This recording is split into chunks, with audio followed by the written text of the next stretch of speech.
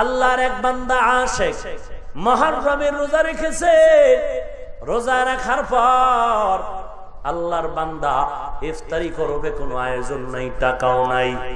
এবার চলে গেল এক ধনী মুসলমানের কাছে, ভাই আমি বড় অসহায়, আমি বড় গরিব, আজ আমরা আমার ছেলে মেয়ে নিয়ে সারাদিন রোজাদার, ইফতারি করার কোনো টাকা নাই, পারবেন আমাদের কিছু টাকা ধার দিবেন ইফতারি করার জন্য? মুসলমান বলে, না না, টাকা দেওয়া যাবে না, ধার দেওয়া যাবে না। ধমক দিয়ে তারাই দিয়েছেন। আল্লাহর বান্দা মনের কষ্ট নিয়ে সামন দিকে আগায়। কিছু দূর যাওয়ার পরে বিধর্মী একটা লোক বলে, রে ভাইজান তোমার এমন অবস্থা কেন, জীর্ণ শীর্ণ চেহারা? আল্লাহর বান্দা বলেন, আপনাকে বলে কি লাভ? বলে, আমাকে একটু বলো রে ভাই। বলে, আমরা রোজাদার, মুহররমের রোজা রেখেছি, কারণ এই মুহররমের ফজিলত সম্পর্কে বিধর্মীরাও সচেতন, কারণ ওরাও এই মুহররমের রোজা রাখে, ওদের মধ্যেও খবর আছে। কিন্তু বিপদ হলো ওই লোকটার কাছে বললাম, আমার টাকা নাই, ইফতারির কিছু ধার টাকা দাও। মুসলমান হইয়া আমার জাতি ভাই আমাকে সহযোগিতার হাত বাড়ায় নাই, বরং হাতকে গুটাইয়া রাখলো, আমাকে ধমক দিয়া তাড়ায় দিল। বিধর্মী ইহুদি ভাই বলে, কোনো টেনশন নাই, আমি তোমাকে 2000 টাকা দিয়া দিলাম, যাও যাও তুমি ইফতারির আয়োজন করো, আনন্দে কাটায় দাও। এইবার বান্দা চলে গেল, ইফতারি করলো, মনটা বড় খুশি হয়ে গেল। রাতের ঘুম হয়ে গেল, ঘুমের মধ্যে ওই যে মুসলমান কৃপণ দান করে নাই, ধারও দেয় নাই, ও ঘুমায়া স্বপ্নে দেখে কিয়ামতের মাঠ কায়েম হয়ে গেল। কিয়ামতের মাঠ কায়েম হয়েছে। এবার কিয়ামতের ময়দানে মানুষগুলো সূর্যের প্রখর তাপে ছটফট করে। আল্লাহর বান্দা মুসলমান তাকায় দেখে সূর্যের তাপ সহ্য করা যায় না। কিছু দূর একটা মুক্তার দানা খচিত ঘর, বিল্ডিং দেখে, এত সুন্দর একটা ঘর। আল্লাহর বান্দা মুসলমান গিয়া কয়, ঘরটায় আমি ঢুকতে চাই, কিন্তু তালা লাগানো, দারোয়ান দাঁড়ানো আছে। ভাই এই দামি এত সুন্দর ঘর, এই সূর্যের তাপ সহ্য করতে পারি না, আমাকে একটু ঢুকাও। বলে, এটা তোমার জন্য না। বলে, কার জন্য? বলে, যারা গরিবের দান করে তাদের জন্য।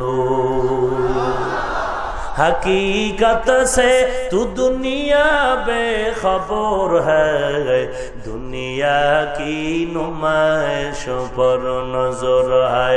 नमी गोयम के अज दुनिया जुदा बश, बहारो कारे के बाशी बा खुदाबाश। আল্লাহর বান্দে কথা শুই নেই, ঘুম ভেঙে গেল, মাথাটা গরম, প্রচন্ড গরম।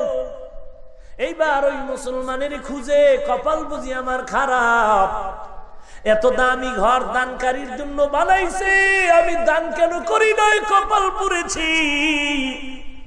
খুঁজে খুঁজে মুসলমানের বাড়ি গিয়ে বলে, রে ভাই তোর কত টাকা দরকার? বলে, না রে কপাল পোড়া, আমার টাকা লাগবে না, সময় মতো যা দরকার এক ইহুদি আমাকে দিয়ে দিস। এবার ওই মুসলমান কৃপণ বলে, কোন ইহুদি? বলে, অমুক বাড়ির ইহুদি। মুসলমান দরায় ইহুদির বাড়ি গিয়া কয়, রে ভাই বুঝলাম না, তুমি আমার থেকে 10,000 টাকা নেও, আর ওই 2000 টাকা তুমি ফিরায় নাও, তোমারে 10 দিয়ে দিই। কেন কেন কেন? বলে, না দেওয়া যাবে না। বলে, দে, তোরে 10,000 টাকা দেই, তুই 2000 টাকা ফিরায় নে। বলে, তুই ঘর দেখা পাগল হয়ে গেছো? ওই দামি ঘর দেখে তো পাগল হয়ে গেছো, তাই নাকি? বলে, আমি রাতের বেলা ঘুমের ঘরে ওই ঘর দেখলাম, তুমি টের পাইলা কেমনে? ওরে ইহুদি ভাই, তুমি কেমন করে টের পেয়েছো? কেমন করে তুমি জেনেছো? ইহুদি ডাক দিয়া কয়, রে ভাই তোমাকে যিনি দেখাইছে ওই ঘর আমাকেও তিনি দেখাইছে। বলে, তুমি না ইহুদি? বলে, না, আমি অন্তর ভরে ওই মুসলমানের অসহায়ের সময় আমি দান করেছি, কারণ ইফতারির সময় বড় একটা দোয়া কবুলের সময়, বড় দামি সময়। মানুষগুলো ইফতারি নিয়ে যখন বসে থাকে মনে হয় জানো গো মা নাই বাবা নাই, এতিমের মতো বসে আছে। পেটে এত ক্ষুধা, সামনে খানা খায় না। কার ভয়? আল্লাহর ভয়। এরা যদি ইফতারি না পায় দুঃখ, মনের মধ্যে দুঃখ, না না আমি টাকা ধার দিয়া এরপরে আমি হাসি ফুটাইলাম, আল্লাহ তাআলার কাছে আমি অন্তর ভরে তওবা করে ফেলেছি, আমি এখন ইহুদি নাই, আমি এখন পাক্কা মুসলমান। हकीकत से तू दुनिया बेखबर है, दुनिया की नुमाइश पर नजर है, नमी गुयम के अज दुनिया जुदा बश, बहर कारे के बाशी बखुदावा। भाईरा आमार, आज बार्मार मुसलमान খবর শুনেছি মা নাই বাবা নাই, এরকম শিশু ওখানে হাজার হাজার আছে, মা বাবা নাই।